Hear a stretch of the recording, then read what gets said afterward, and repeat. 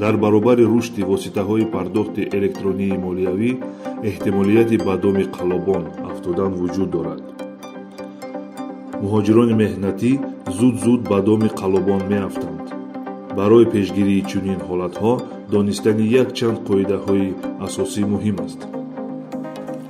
кортҳои бонки худро ба хизматрасонии смс огоҳкунӣ пайваст намоед.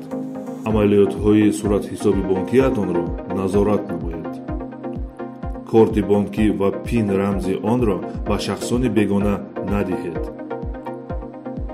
маълумотҳои корти худро дар сомонаҳои интернетии шубҳанок ворид накунед. агар ба шумо тамос гирифта худро ҳамчун корманди бонк муаррифӣ намоянд, тамосро қатъ карда ба рақамҳои телефоне ки дар паси корти шумо дард шудаанд тамос гиред.